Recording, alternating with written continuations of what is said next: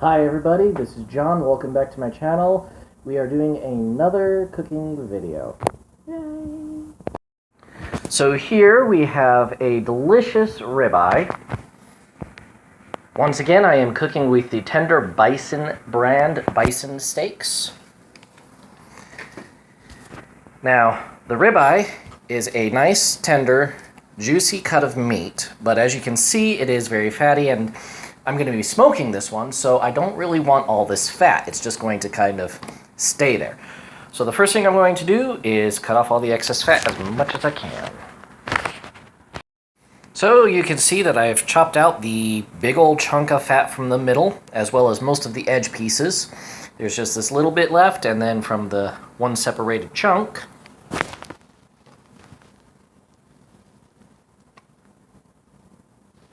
and this is where having a phone as my only camera kind of sucks.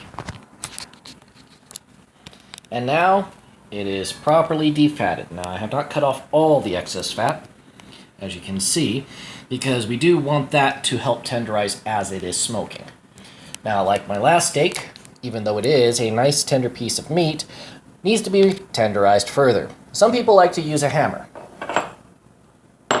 like this one. It has the nice little spikes to help perforate the skin of the muscle and make it a softer cut of meat, but it also flattens it out, and, well, I'm not looking for that. So, like my last steak, Morton's Mediterranean coarse sea salt. Not a lot, just a very light sprinkle. This is going to be massaged in on both sides. Alright, the steak is now nice and tenderized on both sides, so I'm going to take it off my cutting board and put it on my plate. And then the big factor is, especially when dealing with raw meat, of course, always wash your hands between steps, because foodborne pathogens suck. Alright, we are back, and now we're going to start making the actual sauce. Now, what I have to start as my base is the Great Value steak sauce. A1 would work, or just plain old Worcestershire sauce.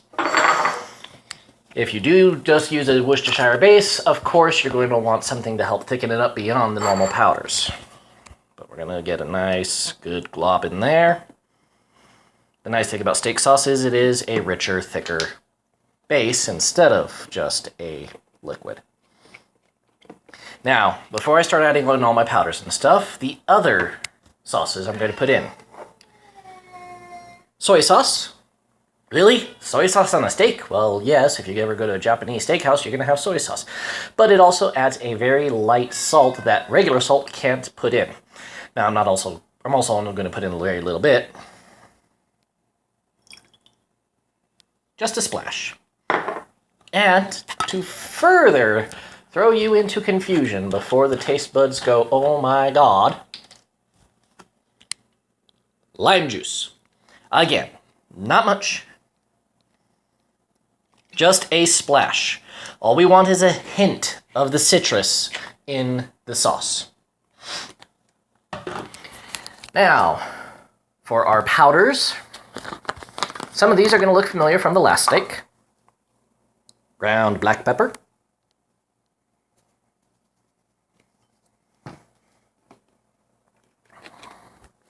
Zatarain's Creole seasoning.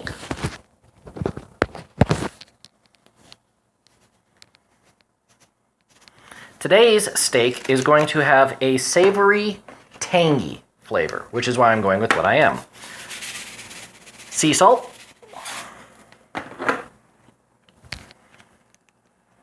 A dash of cayenne. Just a little dash.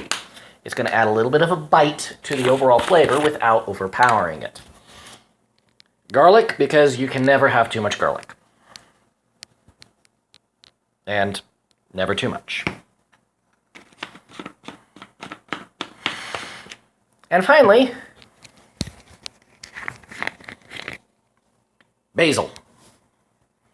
But John, that's exactly like your last steak was. What do you mean it's different? Well, okay, you added soy sauce and lime juice, but what else can you put in? Well, we are going for a sharp, savory flavor, so we need to add a little bit of sweetness. So we put in a dash of ground cinnamon, lemon pepper. It'll complement the lime without overpowering anything. That was actually quite a bit more than I meant to put in, but it's fine. I promise. Coriander. Cumin.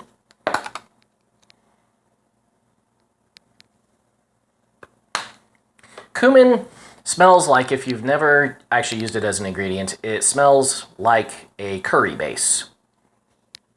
Some ground yellow mustard. Wait, mustard can be ground? Well, yes, mustard comes from seeds, and that's ground down into a fine powder, and you add that in. Paprika. And finally, rosemary. Now this one, I'm going to have to pause. Actually, let's see if I can't figure this out.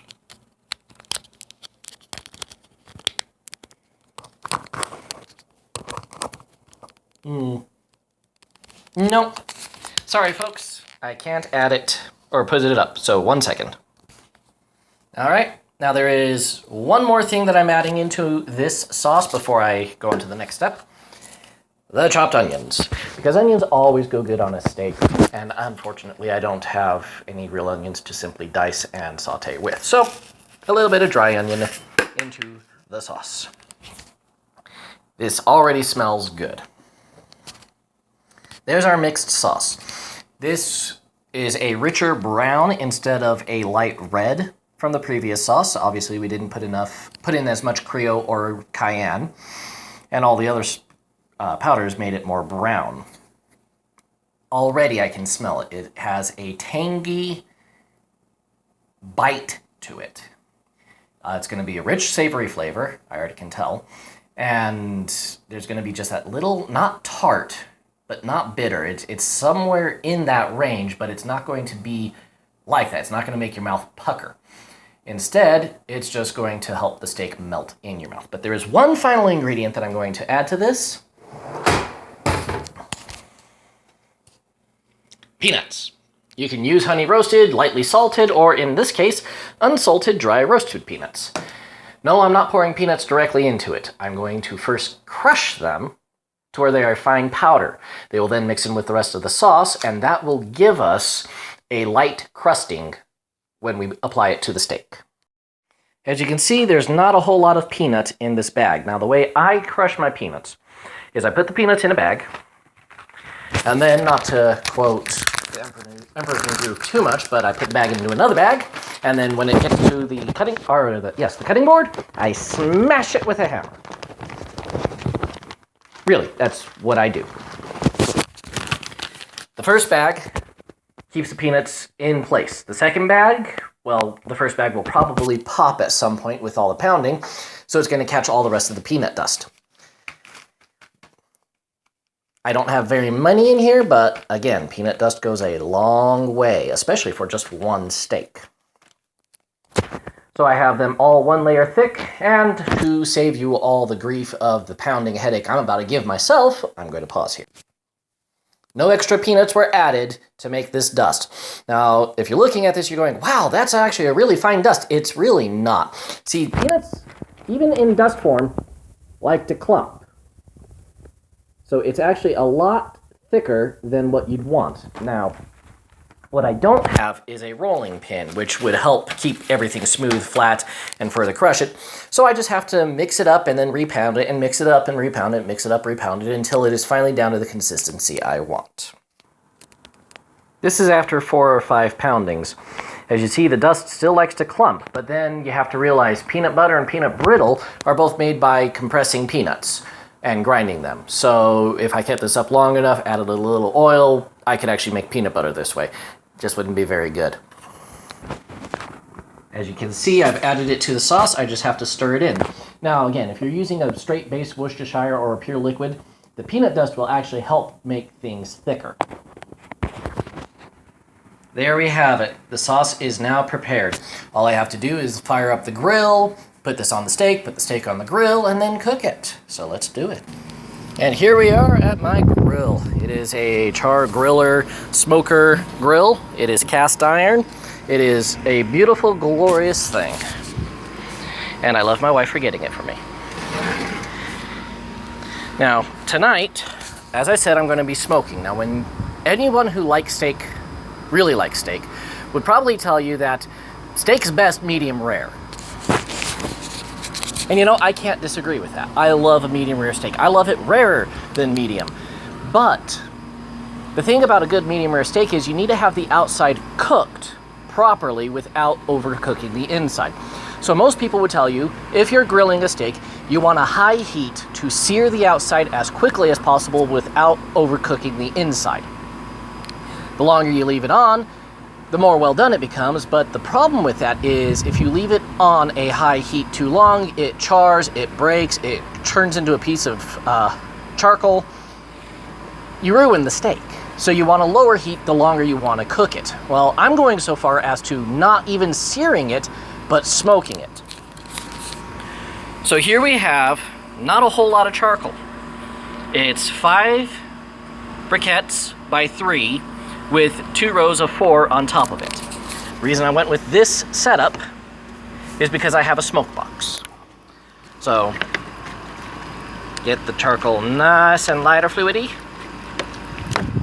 because we want this to light and ignite and burn and turn into coal as quickly as we can. Plus, while this is heating up before we put in the smoke, it'll let us clean the grill.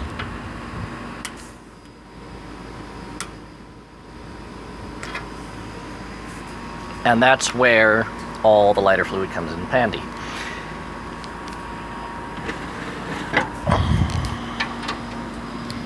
So we'll let that burn down for a bit until it's nothing but coals. We'll clean our grill, and then I'll add the smoke. So the last little bit of flame is now beginning to burn itself out, and as you can see, we have a nice red glow going on underneath with the coals. Now, this is my smoke box. My smoke box is filled with hickory chips. Hickory gives a savory flavor on anything that you smoke with it. Maple will give it a sweeter, and mesquite gives it a sharp, tangy flavor. Now, smoke boxes do no good unless they're in the heat. And there you can see those coals are lovely. The reason I have so few coals is, again, I want to keep the temperature low. I then put the smoke box in, because you need smoke box for smoke. And then what I do is I take some of these charcoals that I made and put them on the other side. This way the box is going to be properly heated, and it further spreads the heat from the grill.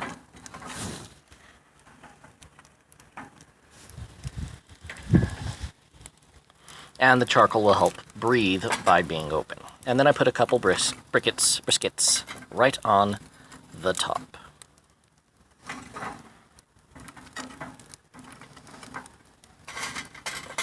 Now this will give us good heat for the smoke, an even heat across the grill, and not be too hot. All are very important when you smoke. Now I have a nice little grill thermometer. It defaults down just over 100 degrees. It's not even 90 degrees outside, but this is meant to measure heat, not temperature. So I just put that in there. We'll close it. We'll let the thermometer get to the appropriate temperature for what the grill actually is, and then we will continue.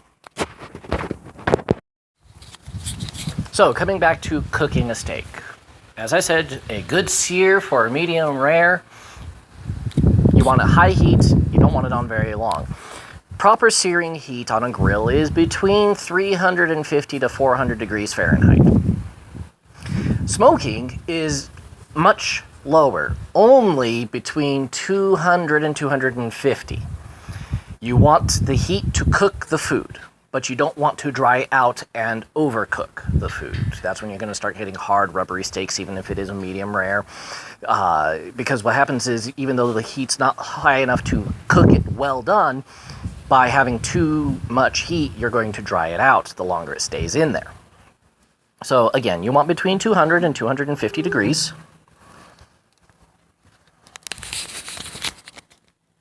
And the camera may not pick it up very well, but yeah, you could probably see some of that smoke coming out of there.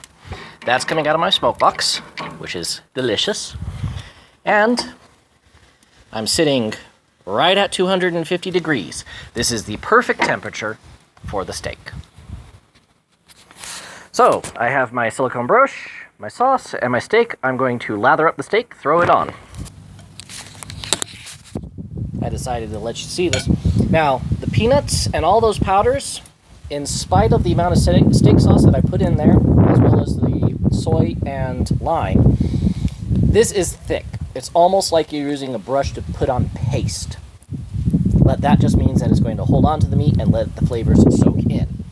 Now, some people like to make a base, actually let the steaks marinate. I don't care enough. I like them fresh on my steak. So, I take my steak off the plate, throw it on the grill. And yes, this is bad cinematographic execution, but you can't see me while I put the rest of the sauce on the other side of the steak.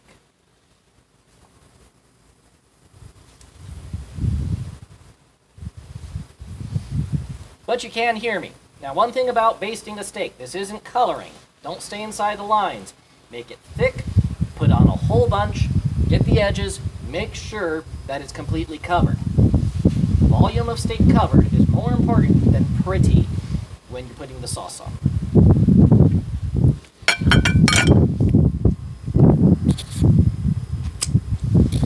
So,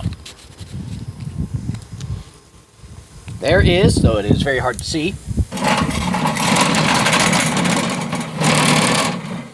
there is my delicious, delicious steak. And you can probably see the smoke a little better with the camera at this angle. So we're going to pause it here, and I'll see you guys in about 10 minutes. So I have flipped the meat for the first time. Well, the only time I'm actually flipping it. And you can see how it's got that nice brown, along with the actual sear marks from the grill.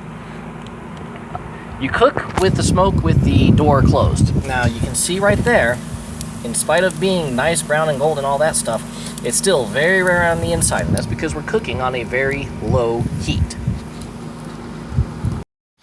So here is the final product. As you can see, it is a beautiful medium rare, a little rarer on the rare side. It has, already I can smell it, a tangy, full flavor. It's savory, has a little bit of a spice bite, not a lot, just a hint. And, well, I claim that my steak is tender.